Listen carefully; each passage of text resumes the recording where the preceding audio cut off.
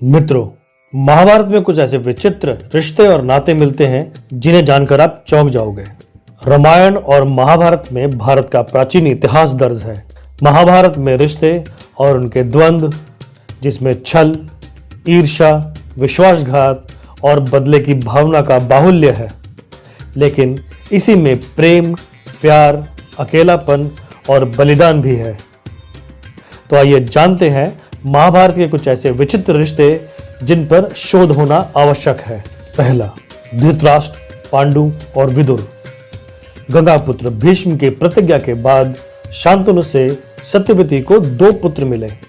पहला पुत्र चित्रांगद रोगवश मारा गया और दूसरा विचित्रवीर्य, जिसको कोई संतान नहीं हुई, तो सत्यवती के पराशर से उत्पन्न पुत्र वेदव्यास के कारण विचित्रवीर की पत्नी को अंबा के गर्भ से धृतराष्ट्र जन्मे और अंबालिका के गर्भ से पांडु का जन्म हुआ। इस बीच एक दासी से वेदव्यास के पुत्र विदुर का जन्म हुआ। दूसरा, गांधारी के 100 कौरव पुत्र। गांधारी और धृतराष्ट्र से जब कोई पुत्र पैदा नहीं हुआ, तब सत्यवती के कहने पर उनके पुत्र वेदव्यास को बुलाया गया और वेदव्यास के कारण गांधारी ने गर्भ धारण किया। अतः उन्हें गर्भ में 99 पुत्र एवं दुशाला नामक एक कन्या का जन्म हुआ। तो सोचिए, वेदव्यास के कारण ही धृतराष्ट्र का जन्म हुआ, तब धृतराष्ट्र और 99 कौरवों का क्या संबंध हुआ।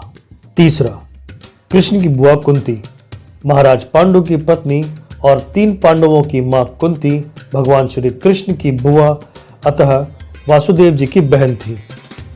कुंती को कुंवारेपन में महर्षि दुर्वासा ने वरदान दिया था, जिसके चलते वह किसी भी देवता का आह्वान करके उससे संतान प्राप्त कर सकती थी। आजमाने हेतु उन्होंने प्रथम सूर्य का आवाहन किया और कर्ण को जन्म दिया। कर्ण को उन्होंने नदी में बहा दिया। चौथा, 5 पांडव। महाराज पांडु की 2 पत्नी थी, कुंती और माद्री। कुंती ने धर्मराज से युधिष्ठिर, इंद्र से अर्जुन, पवन देव से भीम को जन्म दिया, जबकि माद्री ने भी अश्विनी कुमारों के साथ समागम करके नकुल और सहदेव को जन्म दिया।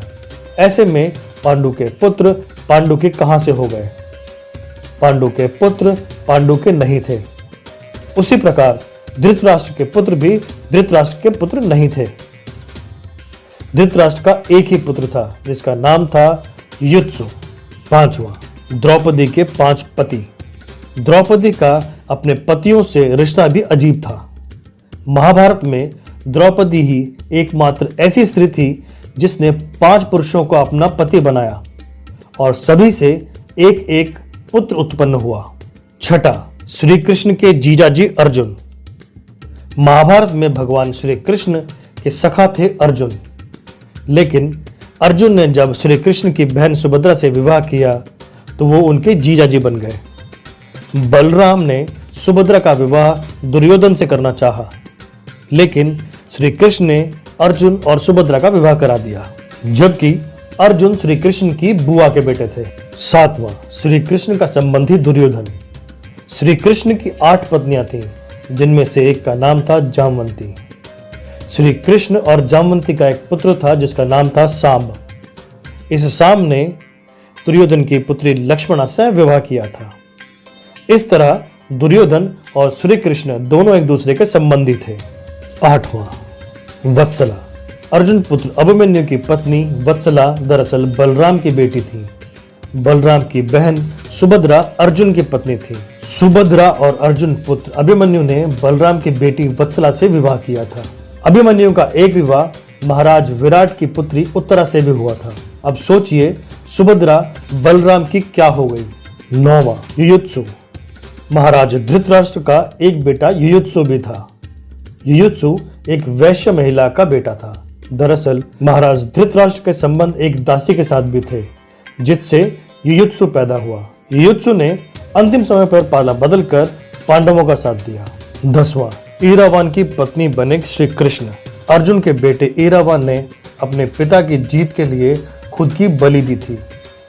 बलि देने से पहले उसकी अंतिम इच्छा थी कि वह मरने से पहले शादी कर ले, मगर इस शादी के लिए कोई भी लड़की तैयार नहीं हुई, क्योंकि शादी के तुरंत बाद ही उसके पति को मरना था।